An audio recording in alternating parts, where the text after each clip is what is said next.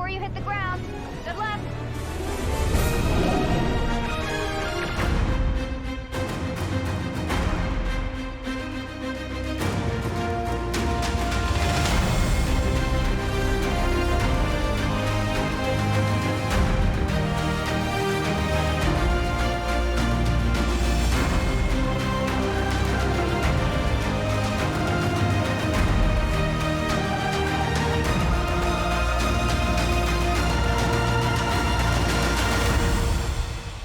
The Battle of Draconis 427 was a pivotal conflict that engaged three major powers in the galaxy. This mass destruction included the Krill government, whose forces recently had been bolstered by a Moklan alliance after the male-dominated government was expelled by the Planetary Union, against the Kaylon Planetary Union alliance. What led up to the battle is fairly nuanced, and you'll have to watch the series on Disney Plus to better understand it. Seriously, go watch the show right now. But needless to say, the Union created a doomsday device that the Krill had gained control of. This device would kill all Kaylon everywhere. The Planetary Union, knowing the evil that they had wrought, reached out to the Kaylon to create an alliance. The Union discovered that the weapon was almost ready to be deployed by the Krill-Moklan alliance on the planet of Draconis 427. The Union reached out to the Kaylon, and they agreed to work together to stop it. Mary's your uncle, Bob's your aunt, and here we are. With little to no time to formulate any better of a plan, the Union quickly forms a fleet and deploys it to Draconis. The mixture of science and battle vessels drop out of Quantum and immediately move to destroy the Krill Alliance Defense Force. As I just noted, the Krill are bolstered by Moklan vessels, so this was going to be a hard fight. The Planetary Union, in what initially I thought was the worst tactic ever, on par with a lot of Starfleet stratagem, rushes straight into the middle of the Moklan Krill death zone. This tactic, known to the Union as the Leroy Jenkins maneuver, it's a lot better than we usually do. Alright, chums up. Ready, guys? Let's do this. Leroy Jenkins! Oh my god, he just ran in.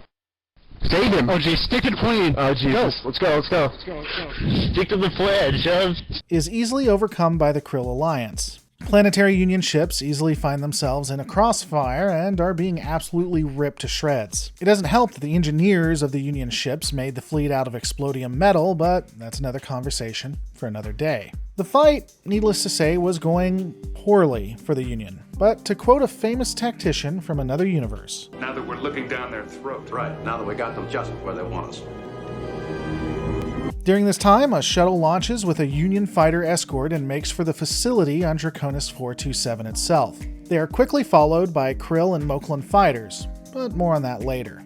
All of this was a ploy, and ironically, would mimic the Battle of Midway. Report! Another wave of ships closing rapidly on all vectors.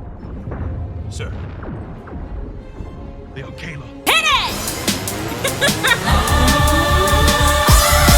I need a hero! At least in some respects. To quickly define why, and I'm going to be a bit inaccurate here, so if you're a historian, don't get too mad. During the Battle of Midway, the United States would dispatch air squadrons. They'd send one after another to attack the Japanese carriers, and they did this piecemeal.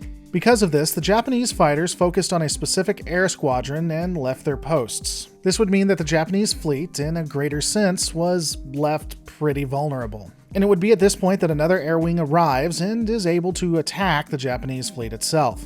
Now, none of this was on purpose by the US military. From what we know, it was still effective and was a lucky accident, I guess, at least for the United States. In a similar fashion, the Krill Alliance would surround the Union fleet and solely focus on their destruction. This would lead them into a trap.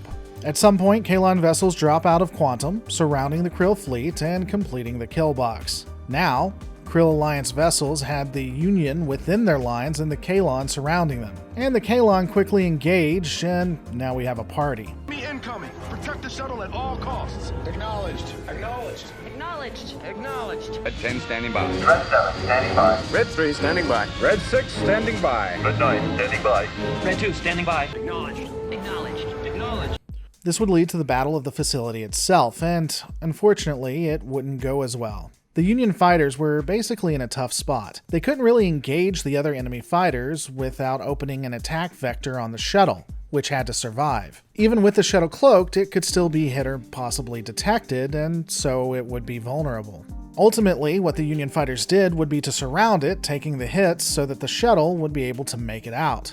Fighter support would call in the Kalons for assistance, but that actually seemed pretty ineffective in this instance. This tactic resulted in quite a few fighter deaths, and ultimately the shuttle wouldn't be able to make it either. However, within the shuttle, and the reason why it had to make it to the facility was because a strike team had been dispatched. With the shuttle about to be destroyed, the strike team decided to take a more dramatic approach. They would successfully land on the planet and move within the facility with the intent to destroy it. Union fighters, with Kalon fighter support as I mentioned, would now be able to engage the Krill Alliance forces and attack the facility itself. This makes sense as the Union had to plan for the possibility that the strike team would fail. Unfortunately, the fighters wouldn't be able to penetrate the shielding and the defenses would be activated. Union fighters would have to pull back and the assault on the facility would end there, save for the strike team to finish its mission. I'm not completely sure why the Union Kalon Alliance didn't dispatch a few capital ships down to see what they could do, but we'll assume that they weren't able to due to the Krill defense forces.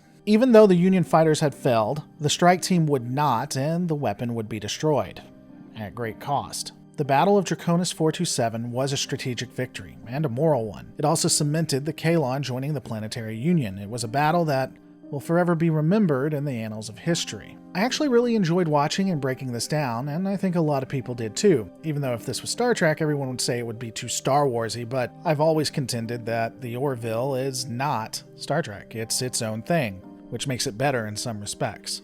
But all of these are my opinions. What are yours? Let me know in the comments below. Don't forget to rate, subscribe, and I'll see you on the next Lore Reloaded.